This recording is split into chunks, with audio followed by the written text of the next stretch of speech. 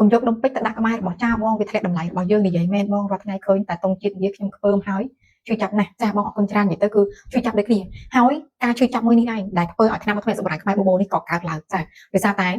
ដែលខ្ញុំបានធ្លាប់ជូនទៅដល់បងប្អូនអតិថិជនរួចហើយថាពីមុនគឺខ្ញុំលក់របស់ថៃเนาะចាដែលមានឈ្មោះថាបាយខូខាចាក៏ប៉ុន្តែដោយសារតែមានបញ្ហារវាងប្រទេសនេះឯងទើបបង្កទៅជាការឈឺចាប់អញ្ចឹងគឺខាងខ្ញុំសម្រេចចិត្តថារករោងចក្រនៅក្នុងការផលិតថ្នាំអត់វិញនេះតែខ្លួនឯងតែដំបូងហ្នឹងគឺ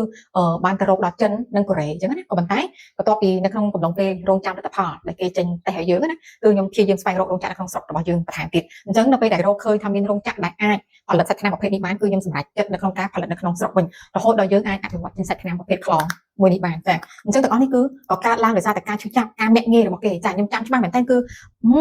ម្នាក់មួយនិយាយព័ត៌មានដែលវាវិកមុខវិកមាត់វាញាក់មុខញាក់មាត់ឲ្យយើងចាវាមើលងាយយើងខ្លាំងមែនតើអញ្ចឹងសមិទ្ធផលមួយនេះគឺកើតឡើងដោយសារតែសម្ដីរបស់អ្នកឯងអ្នកឯងមើលងាយខ្មែរខ្លាំងអញ្ចឹងនេះគឺជាសមិទ្ធផលដែលសបញ្ជាក់ឲ្យអ្នកឯងឃើញថាកូនខ្មែរគឺមានសមត្ថភាពគ្រាន់តែពីមុនគឺគ្មានឱកាសនៅក្នុងការបញ្ចេញតែប៉ុណ្្នឹងឯងឥឡូវនេះខាងរោងចក្រនៅក្នុងស្រុករបស់យើងមានឱកាសនៅក្នុងការបញ្ចេញសមត្ថភាពដែលគាត់អាចផលិតថ្នាំអត់ធ្មេញអសបុរាណខ្មែរបបោនេះឡើងសាច់ថ្នាំប្រភេទខ្លងនេះគឺដំបូងគេនៅកម្ពុជាចាសាច់ថ្នាំគឺហាក់ណែនហើយបរិមាណប្រើប្រាស់របស់យើងគឺតិចមែនតើប្រព័ន្ធគ្រាប់ស្ដាយសម្រាប់ផលិតផលមួយនេះចង់បញ្ជាក់ជូនថាល្អជាងរបស់គេទៅទៀតដោយសារអីដោយសារតែសារភាពផ្សំគឺយើងដាក់ដល់ទៅចិត្ត20មុខចាអាចចាស់មានតែ10មុខជាងឯងក្លិនគឺឈ្ងុយខ្លាំងមែនតើអ្វីដែលសំខាន់គឺយើងប្រើអសបុរាណរបស់ខ្មែរយើងផលិតនៅក្នុងប្រទេសរបស់យើងនិយាយរួមគុណភាពគឺល្អជាងរបស់គេឆ្ងាញ់ខ្លាំងមែនតើនេះសម្រាប់បងប្អូនដែលធ្លាប់ប្រើប្រភេទខ្លងណាចាសូមកុំបន្តរោគរបស់គេតទៅទៀតចាងាកមកប្រើរបស់ខ្មែរយើងវិញចាសូមមានមោទនភាពសម្បត្តិត្រឹមថ្នាំ10ថ្មីក៏ប្រទេសខ្មែរយើងអាចផលិតឲ្យប្រជាជនយើងប្រើបានដែរឈប់រោគរបស់គេតទៅទៀតទៅចាហើយសូមបាត់ចិត្តនៅក្នុងការសាក់លបងប្រើផលិតផលនៅក្នុងស្រុកមុននឹងជ្រើសរើសប្រើផលិតផលនាំចូល